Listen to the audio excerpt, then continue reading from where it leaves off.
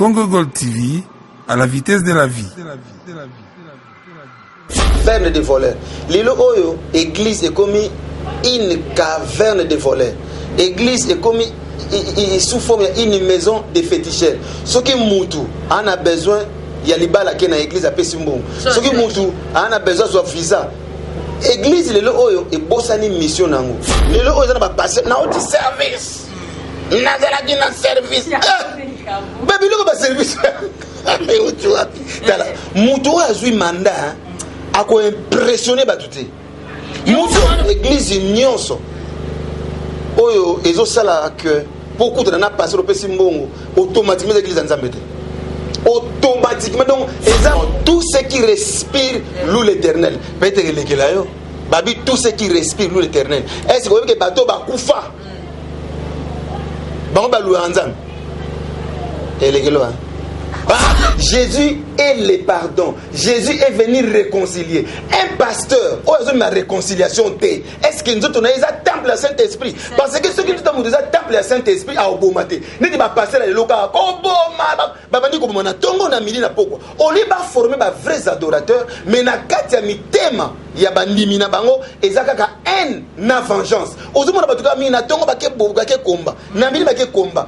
Comment yo temple na yo eza nzoto na yo eza temple wana ebunda chaque jour comme yezo alongate ozomona soki nzoto ya mwana nzambe nzoto ya pasteur eza temple ya Saint-Esprit bakoya bakobundisa ye mais bakolonga ete et puis un vrai pasteur ya solo ako pousser bato ba bendemi na bango te nzoto na yo ezali temple non il y a les pères mais nzoto na yo ezali temple ya nzambe par Jésus. Quand Jésus est venu, Jésus a dit si Moïse vous a dit œil pour œil, mais moi Jésus j'ai fait de vos corps mon temple, ngana lobi ne maudissez pas, ne bénissez, ne rendez pas le mal par le mal parce que sikoyo ba pasteur oyo nyonso ba postulé oyo nyonso ba kena politique soki baza ba faux pasteur te baza ba ignorant ba yebi mission na bango te nitinga na saboui naza nga pasteur mandat na ngai ba pesinga na nzambe j'ai une mission que Dieu m'a donné de paître ces brebis. Cela signifie ba brebis wana ba koza na opposition ba koza pe na majorité mais si ko ngai naza na centre te mais ngai naza na côté vérité eza na ko prêcher parole en nzambe parole wana et préparer ba bon citoyen pour to mo ça la politique wana na justice mais si ko ngai moko pasteur na bosani que nzamba sa pona ki ngai naza na mandat naza na mandat o nzamba pesanga na bosani mandat o nzamba pesanga na bosani mandat o nzamba pesanga na ke luasu mandat mokili ozo monteke na yebisu nzambe te na yebaka nzambe Tala, pa mama, na papa. Michel Mayabou.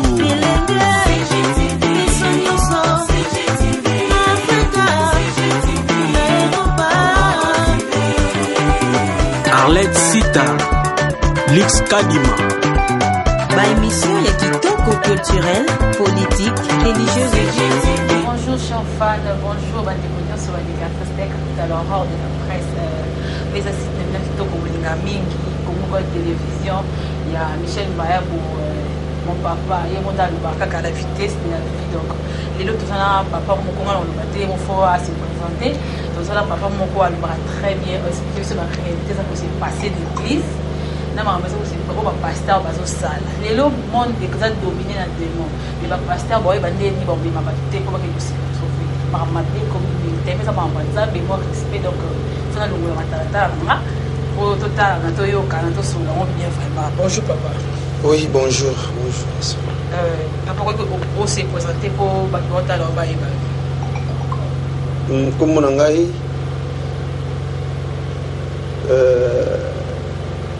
je suis prophète Mopina Bijou Ézéchiel. Naza pasteur responsable de l'église Parole de Vie Nanjili quartier 12. Ma référence na Soficom transfert d'argent na quartier 12. Voilà, vous qui va se présenter tout bandi ba mort sans plus tarder. Papa ko yebisa biso pour muta comme pasteur, ezarande pour comme pasteur. OK. Mutu ba comme pasteur faut un appel. appel à Nzambe. Il faut un appel à Nzambe. Nde mutu na comme pasteur. Un pasteur sans appel à recevoir la bêtise. Un pasteur sans appel à recevoir la bêtise. Et puis ceux qui mutu a eu appel, si réellement ça n'a pas appel ya solo, nzamba benga ya solo, a ko chaye pe na nzela ya batu, ou pe ba bengama pour la formation na par le Saint-Esprit. Et ça na mutu moko ba bengi Jean-Baptiste. Cet homme a été formé dans le désert par le Saint-Esprit. Un vrai serviteur de Dieu a un appel et puis a formé non abattu mais par le Saint-Esprit. Aujourd'hui non abattu par le Saint-Esprit, cela signifie quoi? Cela signifie à cause de la former n'abattu oyo ba na Saint-Esprit. Parce que c'est le Saint-Esprit n'attend tous allés yangonde, ils a enseigner, qu'on corriger, qu'on convaincre, puis qu'on conduit dans toute vérité. Merci papa. Ce qu'on appelle Nzambe zandi. Pour combattre la qui soit l'autre là on a comme na passer comme on dit cop na mukili on appelle Nzambe aba critère nini faut pasteur azana. Bon, cause à la pasteur, il y en a il faut un appel oyo mutagoza nango et pas Nzambe pas rolo bana yo moko mbala moko to à travers ba prophétie to na ndoto aussi. Et puis mutu aza un appel et oyebana mutu aza un appel à oyebana parce que mutu nyonso oyo alandi Jésus te mais mutu nyonso oyo aza attiré par les pères mutu wana soki bozana ibo comment non mutu aza un appel pour le lo oyo ba muso osape o sepeli pe ne lo quoi o loti mais eza na ngo bongo te pour makanisi pe ya mutu e ko pe o loti o ndoto pe ba penser pe ya mutu neti le o soki mutu bandi ko sambela mingi to bandi ko sambela bo mwana les appels c'est faux mutu ko sambela bandi bo mwana ti akomi na âge moko boyo azaka pasteur te pour bapele musu bazonga pour mutu asambela mingi akomi pasteur o ponto bato bele basambela kasi on peut comme on dit quoi te. Et comme on dit, comme on commence l'église, c'est comme ébélé, on commence à l'église, on dit pour offrande, appel des fonds, fidèle, il y a des moyens, ils financer pasteur, c'est on dit Nzambe comme on dit aventure pasteur. Bon, comme ça la COP dans Nzambe, nazo pesa conseil. Mutu nyonso o azuma Nzambe COP, c'est très dangereux. Sakana mumbaye na yo na mwasi na yo na bana na yo, sakana ba politicien. Mais ko sakana Nzambe te Nzambe za COP te. Mutu nyonso o azu appel a kosala musala Nzambe COP te. Parce que musala Nzambe eza musala moko ya kitoko le misala nyonso mokili. Parce que eza salaire na nyonso. Parce que musala ya Nzambe ezali mandat oyo Nzambe apesi yo. Eza mandat oyo bata mokili ba pesi yo te. Eza mandat oyo Nzambe apesi yo. Or, ce qui Nzambe apesi yo mandat, donc a été mis à part. Ce qui nous a mis à part, aza supérieur, même ya ba roi ya mokili, même ba président ya mokili. Parce que y a aza supérieur pour aza na mandat oyo ko pa Nzambe. Puis mandat wana eza indéterminé jusqu'à sa mort. Kasi mandat oyo yango peut to mona leo na gouvernement. On doit zalaki abonika comme na suka abimise biso mutu na ende comme une église pasteur azo te a fonctionner à l'église na et tout donc comme na moment moko mwana na ya remplacer bon bible bibo na Matthieu excusez moi na remplacer ce qu'on a toyé ba te place wana appelle les a Nzambe et papa to appelle les a mwana pour moi pas na comme moi azarandika frère moi peut-être ayemba ka protocole et tout to a se prendre biso mbala moko mon pasteur comme pasteur. Ok. Bible dit dans Matthieu 21, verset 13. Et il leur dit, il est écrit, ma maison sera appelée une maison de prière, mais vous en avez fait une caverne de voleurs. Lilo oyo, église est comme une caverne de voleurs. Église est comme sous forme une maison de féticheurs. Ce qui moutou, on a besoin, il y a libala qui est dans l'église à Pessimbo. Ce qui moutou, on a besoin de visa. Église lelo oyo e bosani mission nango mission ya église ezate que papa soka boti bana e bana ba remplacer to maman remplacer mais église esengeli ezana diriger na batu oyo baza choisi par Dieu mais ce n'est pas aussi exclu que Nzambe parmi bana na yo aponi pe mwana moko ça peut aussi arriver. Mais ça pas nécessairement. Mais l'église où se comporter disons, comment dirais-je, l'église ose se comporter modèle wana et ça sous l'église en Zambété. Ce que c'est l'église na bango moko, ne c'est logo na ngai. Ce que c'est logo na ngai, na opesa ngo mwana, na opesa ngo mwasi na ngai. Et tena yana bike. Batu ba comme si l'église wana biloko na bango. Comme biloko na bango et comme une caverne de voleurs et comme une maison de féticheurs. Pour ceux qui église ya Nzambe ya solo. Ceux qui sont responsables de la qualité, mutu oyo pour remplacer responsable wana, il faut azala mutu oyo Nzambe a poni, mutu oyo Nzambe a choisir. Mais tellement ba église ngo lelo, ils ont aussi église Nzambe te, ils ont église ya batu ya famille, ceux qui oyo longwe moi na remplacer, ceux qui oyo longwe moi na remplacer. One église pasteur abi appelle des fonds. Tout ça parcelle pour l'église. Nous sommes bon l'église alors il y a pas l'église non mais au moins on a livré comme pas pasteur dans moi c'est na bande te mais on les églises na bango so église Nzambe te église ya Nzambe et kotambola selon le Saint-Esprit et kotambola te selon batu parce que église ya Nzambe ezali lié oyo eza pour na formation ya bana Nzambe ezali lié ya prière omoni pour batu lelo ko bazo comprendre te les besoin de désordre dans la politique hein.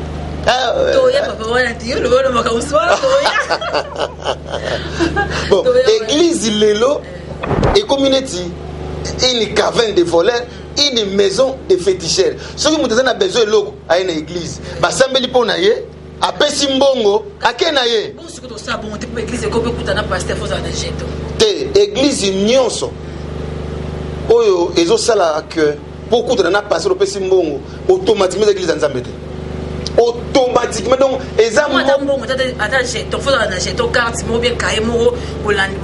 bon nayebi organisation ya ba église wana te mais sauf que ba église nyonso oyo bazo senga mbongo po ba yamba po ba sambela po ba pesa prophétie église wana les églises Nzambe te parce que dit vous avez reçu gratuitement donné aussi gratuitement on a reçu Jésus gratuitement on n'a pas payé l'argent pour que Jésus à côté de Nabiso.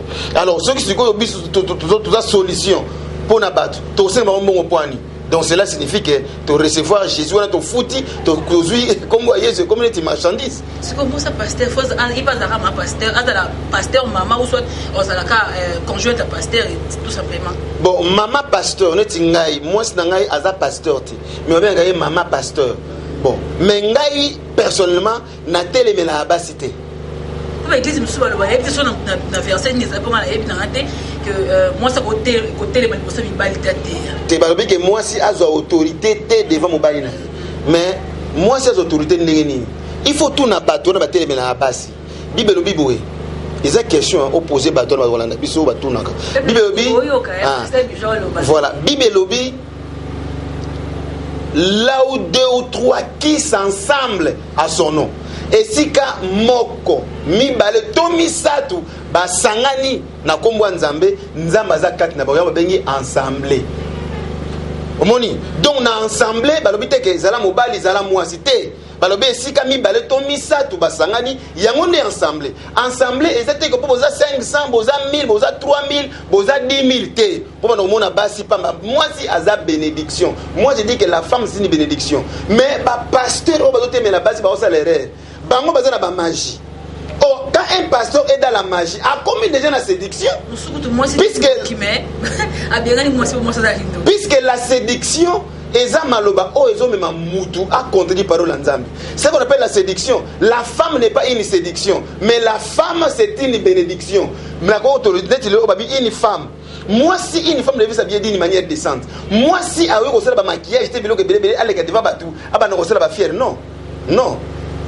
Soki Nzambe aponi mwana mwasi pour aloba makambo na ye yoza nani pour que le côté calé mwasi wana on ne peut pas empêcher le Saint-Esprit est ko utiliser instrument oye alingi azala mwasi azala mobali mais avec une seule condition que Nzambe nde apona mwasi wana to apona mobali wana ngana za contre te naza contre parce que ah ote ati ate poani bongo soki Nzambe nde pesi maloba te ya ngana ko intercaler ngana nani na ko intercaler ngana nani siko le ba pasteur ba linga micro na bango église makasi pasteur pour céder micro ta dimanche mais pour ancien église a des problèmes chaque dimanche pasteur car titulaire église bango bakoma ote bolingation au CD micro bibliothèque.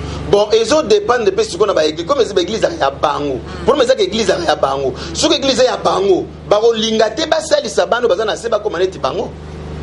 D'ailleurs, on faut pas terre. Ba hotel na bango parce que ils ont avantage les abords na bango. Neti lelo ba télévision ba chaîne ya télévision. Au moins des bango na bango bango na bango bango na bango. Ba lingi ba musu ba te ateka bango na bango. Bon, je ne sais pas ça peut qu'on dépend de ce qu'on a vision peut mutana. Mais neti nga côté na zali na ko sepela ko to bato yo oyo bazoyo kanga ba telema ba te neti nga na ko sepela makasi. Na ko sepela. Mais base la peine appel pour que qu'il n'y ait pas un grand nombre de gens qui se mettent à enseigner parce qu'ils seront jugés plus sévèrement. Basara mamanza mbete. Bible on est bien sur les premiers comme ça. Bon faut appeler à ça mon c'est qui dit bien besoin de ça. Bon, tout ce qui respire loue l'Éternel. Peut-être que les là yo. Babi tout ce qui respire loue l'Éternel. Est-ce que bateau ba kufa? Bon ba loue anzam. Et les là. Merci pasteur Bijou. Des là koto boy tu ba tu as expliqué koto. Pour ceux qui muta kufi. Hein? Nzoto na kufi. Mais esprit na yé et vous en a séjour de mort. Peut et vous en a lieu de tourment. Esprit qui pas mais esprit on est kufi esprit ça veut vivre. Donc si on muta kufi à continuer à adorer parce que esprit est côté les autres respirer. Ah bon? Non non yo côté la première fois. Babi tout ce qui respire. Soko yo kufi lelo, nzoto na yo ne kufi. Mais esprit na yo ezo vivre. Siko esprit na yo ou alors et aucun enfer ou alors et aucun paradis. Mais siko on a un enfer de fungamité. Et ça na séjour lieu de repos na séjour disons lieu de repos na séjour de mort. Siko na séjour de mort. Kuna nde siko ozomona que non place on azali ceux qui n'attendent pas banga nzambe sur ceux qui volontaire nzambe ozomona mais siko na lola ndoko témoigner nzambe ah esprit na ngezo vivre nazo louer nzambe mais kuna siko pe koto zali esprit na tant pendant que zo vivre et ko louer ka nzambe babi tout ce qui respire au kufi mais esprit nous vivre ko louer papa c'est aussi ton ça la deuxième partie et la promité c'est qu'on va comprendre que c'est qu'on va vrai pasteur on a pas faux pasteur to reconnaître pour nous pour bilon nyonso système est changé ceux qui belé mandé faut belé on le ba konka au Syrie là bon les lots on va passer na autre service na zala di na service babi lo ba service et tu vois tala muto azui mandat a ko impressionner ba tuté muto et comme le quoi cop muto so tel ka fa wa zakini ka bongo a police sugati bon des fois bezuka pas voilà même batu nde ba se pela na batabongo batu bazo se pela plus na ba aventure que batu ba série omoni maga mwanzambe basana nango jeté na ke service service ngo utu wapi service utu wapi vrai pasteur na faux pasteur biso ba d'autres églises au samedi la tetoye ba ngoni voilà yezalobi boko yeba bango kaka na misala na bango ezane lo musu te o yeba ke muto pasteur na mutanzambe pona miracle posa na église munene voilà balobi votre corps est le temple du Saint-Esprit. Nzoto na yo ezali temple ya Nzambe. Cela signifie quoi? Ce qui nzoto ya mutu ezali temple ya Nzambe, cela signifie nakati ya nzoto ya mutu ezali temple ya amour, ezali temple ya pardon, ezali temple ya justice, ezali temple ya fidélité, ezali temple ya bonté. Omoni, si ko poye ba un vrai serviteur de Dieu, il faut na nzoto na ye aza na sens ya pardon, aza en amour, aza la fidèle, aza la juste. Mais ce moni pasteur nabino a juste. Pasteur lelo c'est mon pardon. Pasteur c'est fidèle, a beti fidèle bako. A bengi fidèle en tout cas ma sœur libisa ma pona era wana salaki. Mais na biso ke nzoto na eza temple ya pardon te parce que tant que ça veut que nzoto na bino ezali temple ya Saint-Esprit. Nzoto na bino ezali temple ya Nzambe. Siko Nzambe na tango c'est qui c'est Jésus. Jésus est amour. Jésus est miséricorde de Dieu. Jésus est le pardon. Jésus est venu réconcilier. Un pasteur o azo ma réconciliation te. Est-ce que nzoto na eza temple ya Saint-Esprit? Parce que ce qui tout monde eza temple ya Saint-Esprit a obomate. Neti ba pasteur loka koboma babandi ko mona tongo na mili na poko oli ba former ba vrais adorateurs mais na kati ya mitema ya bandimi na bango ezaka ka haine na vengeance ozomona batuka mi na tongo bake bobuka ke komba na mili bake komba comment yo temple na yo eza nzoto na yo eza temple wana ebunda kaka chaque jour comme Yesu alonga te ozomona soki nzoto ya mwana nzambe nzoto ya pasteur eza temple ya Saint-Esprit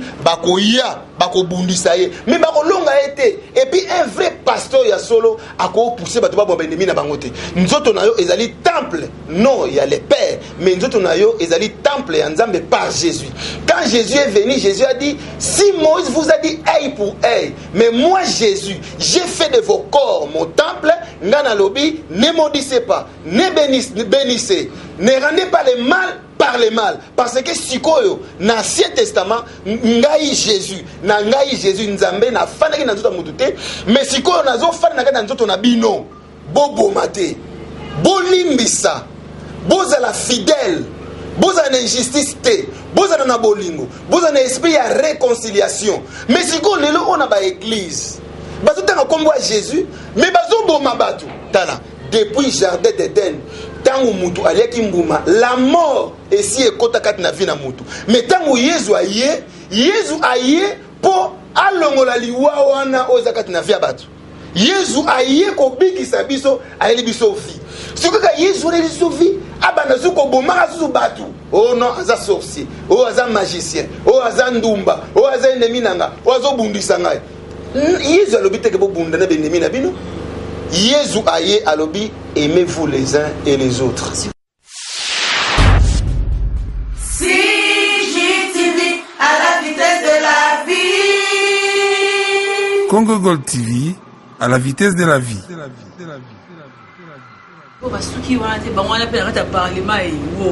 Voilà. Comme député. Voilà. Et le qu'on a zoloba, question mon bien, le trouble. Ba pasteur on nyonso ba postulé. On nyonso ba kena politique, ceux qui baza ba faux pasteur te baza ba ignorant. Ba yebi mission na bango te. Ni tinga na saboy, na za nga pasteur. Manda na ngai ba pesinga na nzambe. J'ai une mission que Dieu m'a donné de paître ces brebis.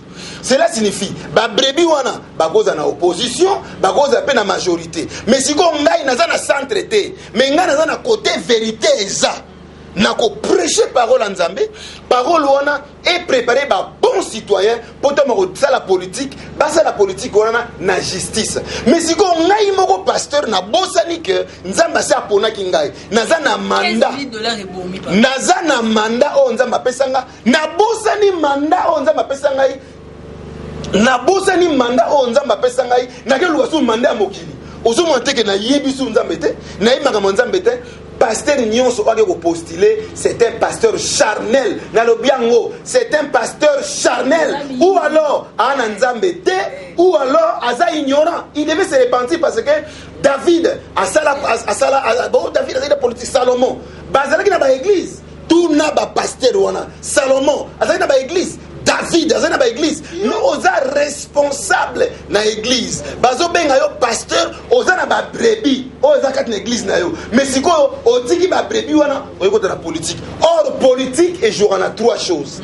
La politique du monde est en trois choses. Ils en a risque, ils en a trahison, ils en a makila. Siko yo pasteur na mission mandat pesio pour préparer enlèvement otiki ma enlèvement ote totiki ba paye biso na okota politique on est ko ridiculiser yo pe nzambe so za na nzambe nzambe otika yo za pesa nzambe te bon on peut ça passer la propagande les na ba kasi on a bit bazaba to nzambe te mutu ya nzambe ya solo mwana nzambe ya solo un oin de Dieu ya solo za na Saint-Esprit katina e akokota ma politique ta ko sala politique te mais ye aza supérieur ako diriger ba politicien ba obaza na majorité na opposition parce que ceux qui muta majorité na problème a oluka pasteur muta opposition na problème oluka pasteur même ba président ba oluka pasteur ba ganga nani ba politique bazolo ba ganga nani. Celui qui protégera sa vie la perdra. Mais celui qui perdra sa vie à cause de moi la retrouvera. Ba pasteur, il faut le la vérité. Bazolo ba vérité, ba ngoma zingo non, ko lo ba bote ba ko bomayo, ko bote ba ko bomayo. Oh, ba ko bomanga ndeni, vérité ça bon il faut ko lo bango. Siko yo bino, yo mo zo pone la nzambe, nzambe na lo ba boye, ko so lo bi boye ba ko bomanga. Nzambe na lo ba boye, so lo bi ba ko bomanga. Oh, yo trahison, yo zo sur nzambe ta. Ozo bango lo ba vérité. Ça c'est pas vérité. Que Dieu vous bénisse. Merci papa, un mot pour le peuple de Dieu italien. Bon, peuple nzambe eloko na web sabino batei bino mabala ba voyage bozui mabala bozui ba voyage biloko ebele ebele mais kala te ntango enlèvement ekosalama bandeko na ngai ekozala somo bakobuka baeglise wana bakolanda bana bapase bakobeta pase kala te enlèvement ezali bato bakomanda kolela pasteur opesi biso mabala opesi biso bavoyage mpo na nini opreparaki biso na enlèvement te mpo na nini olobelaki biso enlèvement te tala ndenge soki ozokende kokufa te orate enlèvement pasteur pourquoi tu as fait ça donc bapase bapesi mabala bapesi biloko nyonso mais enlèvement bazopesa parce que nzambe abenga bango ti que Dieu vous bénisse. Merci beaucoup. Ça n'est complètement fini avec le pasteur. Il a bien parlé, ce pasteur, vraiment, j'adore. C'est bien. Merci à cameraman à accompagner, merci à Mike, merci à toi, Olalanga, Michel Mbaye pour papa. Ça pour papa, merci beaucoup. CJTV à la vitesse de la vie. Congo Gold TV à la vitesse de la vie.